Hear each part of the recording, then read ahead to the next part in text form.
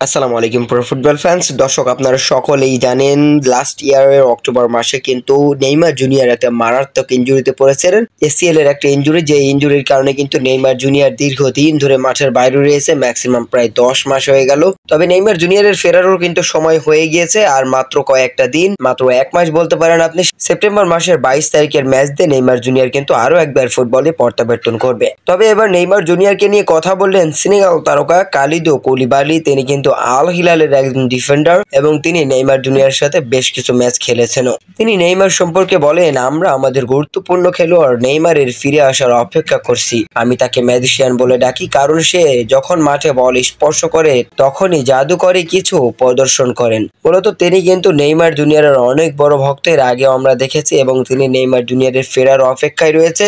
আশা করি আল হিলালের ভক্তরাও কিন্তু নেইমার জুনিয়রের ফেরার অপেক্ষায় রয়েছে, কেননা নেইমার জুনিয়র 1 বছর হয়ে গিয়েছে আল হিলালে এসেছেন, কিন্তু আল হিলালে তেমন কিছুই দিতে পারেননি এই ব্রাজিলিয়ান সুপারস্টার, কেননা ইনজুরি যে তার 1টা বছর সময় খেয়ে দিয়েছে। তো এখন দেখার বিষয় আগামী মৌসুমে নেইমার ব্যাক করে এবং নেইমার কেমন পারফরমেন্স করতে পারে, এটাই এখন দেখার বিষয়। আমার মনে হয় নেইমার নিজের সর্বোচ্চটা দিয়ে হলেও আল হিলালকে অনেক ট্রফি এনে দেবেন।